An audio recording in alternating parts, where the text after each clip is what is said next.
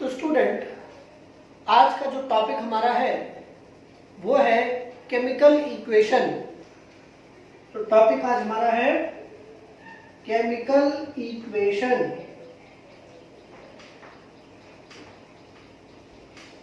ये हमारा टॉपिक है।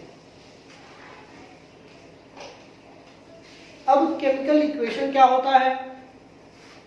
तो मैथ में आपने बहुत सारे इक्वेशन पढ़ा होगा, वैसे ही यहाँ केमिस्ट्री में भी इक्वेशंस होते हैं। और ये जो इक्वेशंस हैं ये केमिकल रिएक्शन को शो कर रहे होते हैं, दिखा रहे होते हैं। तो अगर हम किसी केमिकल रिएक्शन को, मान लो कोई केमिकल रिएक्शन हो रहा है, उसको इक्वेशन की सहायता से दिखाएं तो उसे ही कहा जाता है केमिकल इक्वेशन।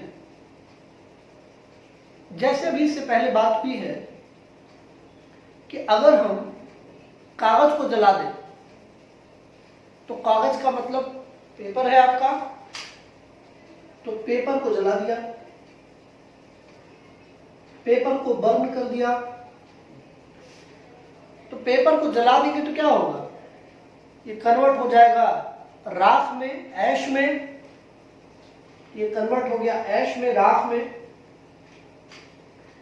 और साथ में गैस निकली। इसके साथ में गैस भी बाहर निकली। ये हुआ काला काला धुआं बाहर निकला। तो ये जो लिखा गया है यही केमिकल इक्वेशन है। ठीक है? तो केमिकल इक्वेशन कैसे लिखते हैं? देखिए इसको, पेपर जब बर्न किया, जलाया, इसको बीच में से प्लस लगाएंगे, ये बदल गया ऐश में, राख में, और फिर प्लस एक गैस बाहर निकली।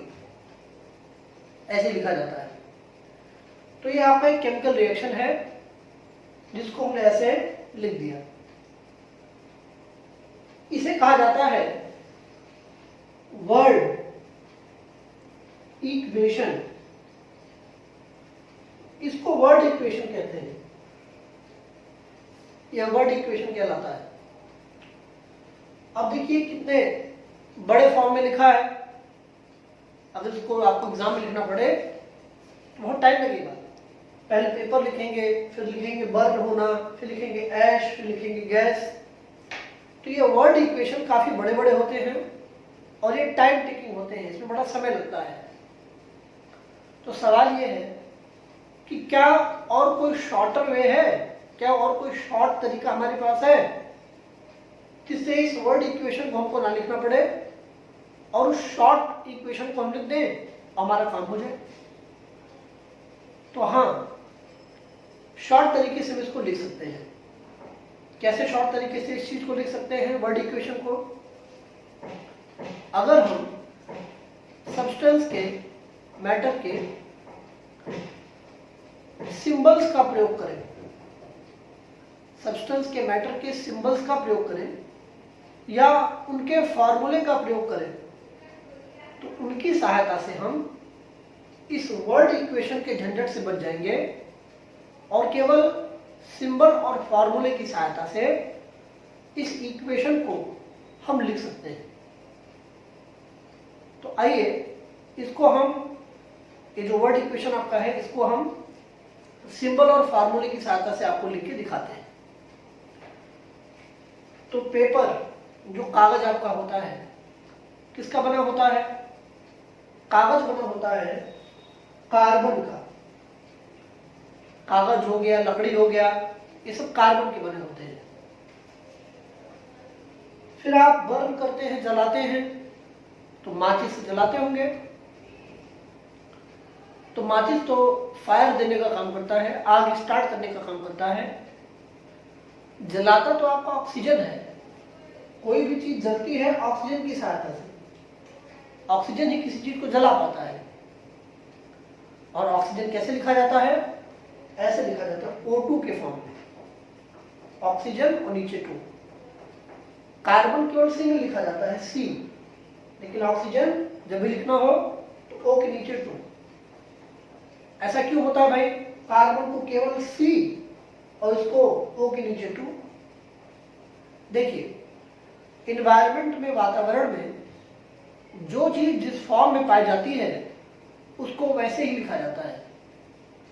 तो इस इन्वायरमेंट में जो कार्बन होता है, पेपर आपका जिसमें कार्बन है, लकड़ी आपकी जिसमें कार्बन है, उसमें कार्बन ऐसे C के फॉर्म में होता है, उसके नीचे कुछ नहीं होता।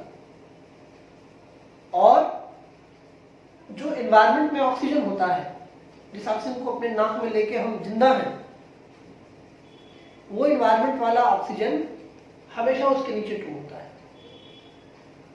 तो जब भी कभी पेपर बर्न होता है तो इसका मतलब क्या हो गया कि कार्बन ऑक्सीजन से रिएक्शन कर रहा होता है। जब भी कोई पेपर या कोई लकड़ी बर्न होती है तो इसका मतलब कार्बन क्या होता है, रिएक्शन करता है ऑक्सीजन से।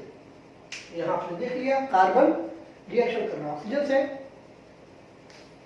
अब आगे बढ़े, बन गया ऐश, बन गया राख। राख आपका कोई प्रोडक्ट है, राख आपका कोई प्रोडक्ट बन गया। और हमने कहा है गैस भी निकली है, तो एक गैस भी निकलेगी। अब जो गैस निकल रही है उसमें ध्यान रखिएगा, ये भी होना चाहिए और ये भी होना चाहिए। यानी प्रोडक्ट जो बन रहे हैं ना, उसमें ये चीजें जरूर होनी चाहिए। तो इसमें कार्बन भी होना चाहिए, देखिए कार्बन है, और ऑक्सीजन भी होना चाहिए, ऐसे ऑक्सीजन भी होगा। तो जो गैस यहां लिखा है, ये गैस आपका CO2 गैस है, कार्बन डाइऑक्साइड गैस ऐसे निकल जाता है। ठीक है, तो ध्यान रखिएगा कि केमिकल इक्वेशन का मतलब कि हम कोई केमिकल रिएक्शन रिप्रेजेंट कर रहे हैं। केमिकल इक्वेशन लिखने का मतलब यही होता है कि हम कोई केमिकल रिएक्शन आपके सामने प्रस्तुत कर रहे हैं। तो कैसे केमिकल इक्वेशन, केमिकल रिएक्शन कैसे दे सकते हैं आप, या केमिकल इक्वेशन कैसे लिख सकते हैं? इसको हमेशा वर्ड इक्वेशन के रूप में लिखा जाता है। कैसे? जिन चीजों को आप आपस में रिएक्ट करा रहे हैं पहले उन्हें लिखा जाता है, इनके रिएक्शन से जो चीजें बनती हैं बाद में उसे लिखा जाता है। ठीक है, अब एक और एग्जांपल लेते हैं तो और क्लियर होगा।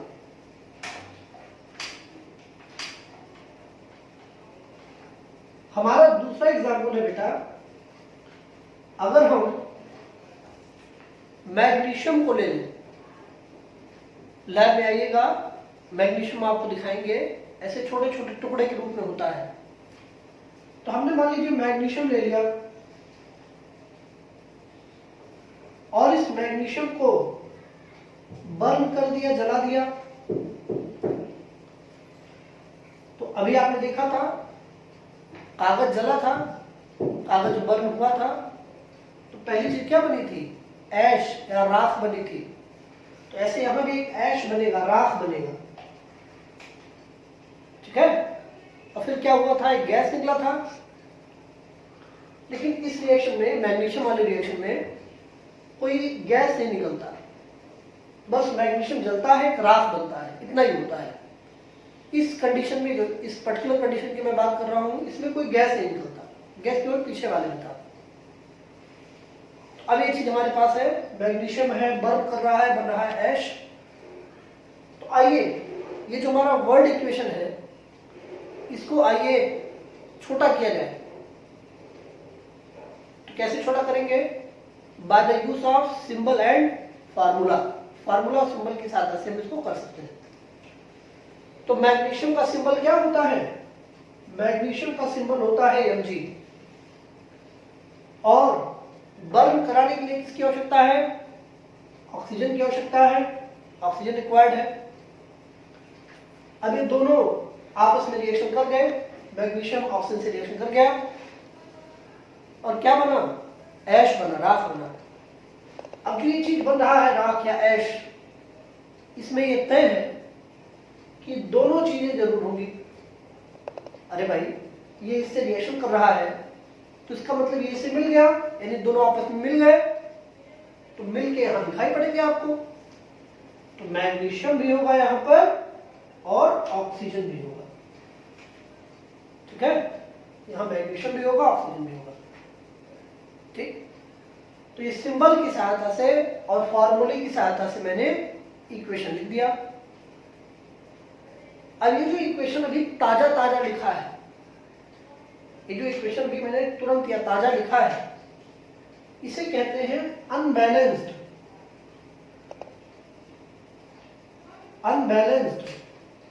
Chemical equation.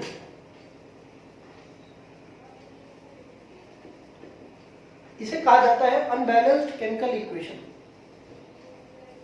और इसको एक और नाम से भी जानते हैं, इसे कहा जाता है स्केलेटल इक्वेशन। इसको एक और नाम से आप जानते हैं, इसको स्केलेटल इक्वेशन भी कहते हैं। तो जो अनबैलेंस्ड केमिकल इक्वेशन होता है यह स्केलेटल इक्वेशन भी कहलाता है।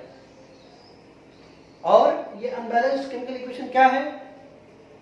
वही जो रिएक्शन हुआ है जिसको वर्ड्स में हमने लिखा है, उसी को अगर सिंबल और फार्मूले की सहायता से लिख दे तो यही आपका स्केलेटल इक्वेशन या अनबैलेंस्ड इक्वेशन कहलाता है।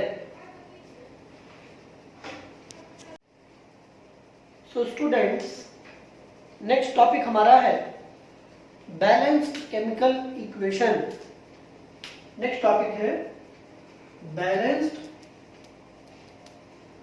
Chemical equation. Balanced chemical equation,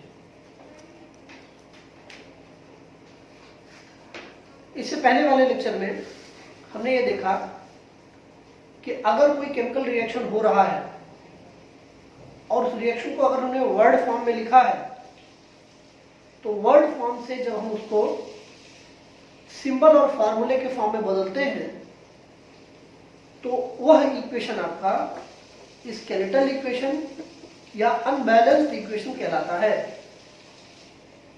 ये इक्वेशन जो स्केलेटल या अनबैलेंस्ड है वो वास्तव में किसी काम का नहीं होता।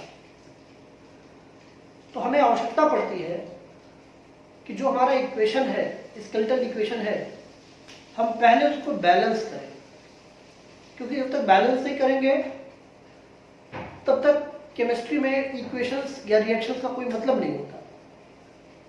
तो आइए जानते हैं कैसे इसको बैलेंस किया जाए। तो अभी हमने देखा था कि मैग्नीशियम रिएक्शन करता है ऑक्सीजन के साथ, बनाता है मैग्नीशियम ऑक्साइड। मैग्नीशियम रिएक्शन करता है ऑक्सीजन के साथ, बनाता है मैग्नीशियम ऑक्साइड। अब देखिए बच्चों, जो चीजें लेफ्ट हैंड साइड में लिखी हैं, जो चीजें लेफ्ट हैंड साइड में लिखी हैं, उन्हें कहा जाता है रिएक्टेंट्स। उन्हें रिएक्टेंट्स कहा जाता है। तो जो कुछ भी हमारा लेफ्ट हैंड साइड में लिखा हो वो रिएक्टेंट्स कहलाता है। और दो रिएक्टेंट्स के बीच में हमेशा प्लस का साइन लगाते हैं। प्लस का साइन क्या बताता है? प्लस का साइन बताता है कि मैग्नीशियम रिएक्ट कर रहा है ऑक्सीजन के साथ। प्लस का साइन बताता है कि मैग्नीशियम रिएक्ट कर रहा है ऑक्सीजन के साथ। तो जो कुछ लेफ्ट हैंड साइड में है वो रिएक्टेंट है। ऐसे ही जो कुछ राइट हैंड साइड में बना है, जो आपका राइट हैंड साइड में जो कुछ बना है, तैयार हुआ है, वो आपका प्रोडक्ट है।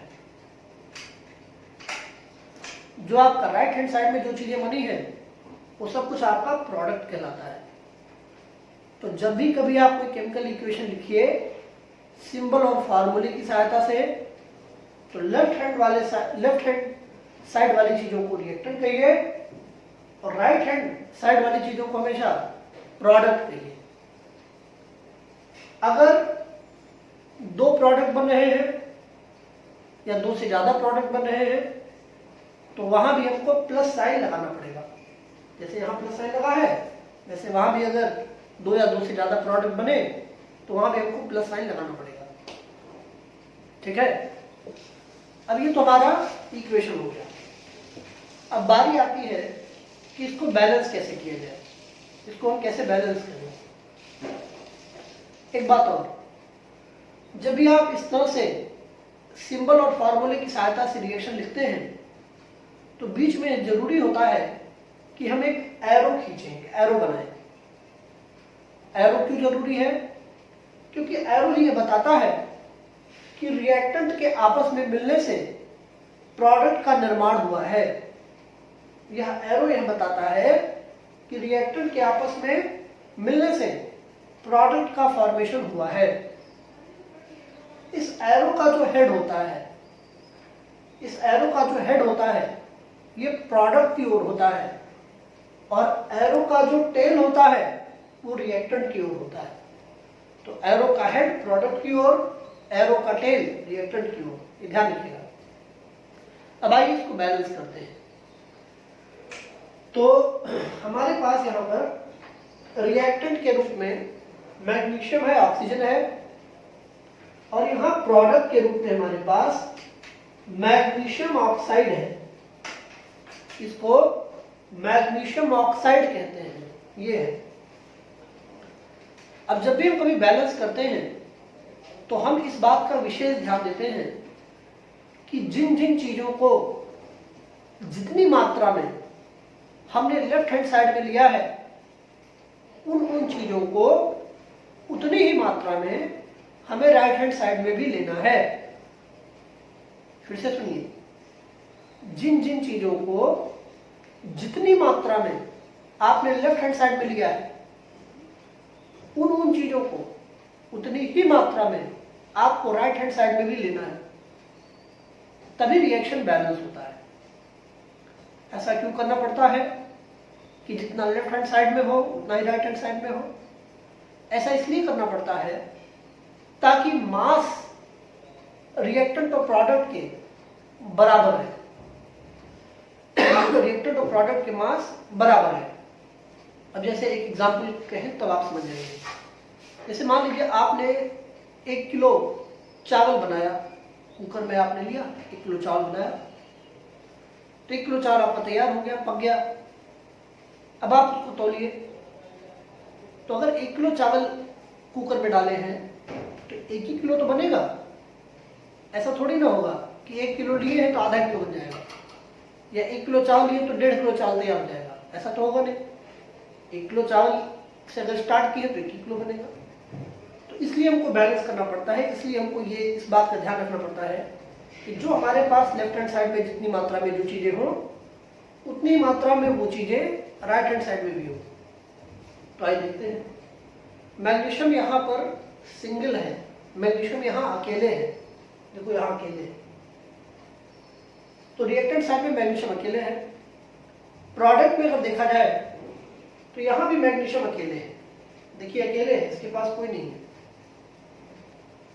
लेकिन अगर हम ऑक्सीजन पर आते हैं तो ऑक्सीजन डबल है, 2 है। ऑक्सीजन 2 बार है, 2 लिखा है नीचे। लेकिन प्रोडक्ट में क्या है? ऑक्सीजन केवल 1 बार लिखा है। तो क्या ये रिएक्शन बैलेंस है? ये रिएक्शन बैलेंस नहीं है। ये रिएक्शन बिल्कुल बैलेंस नहीं है। तो फिर क्या कैसे बैलेंस हो पाएगा? क्या क्राइटेरिया है, कैसे बैलेंस करें? तो एक मेथड आता है जिसे कहते हैं हिट एंड ट्रायल मेथड।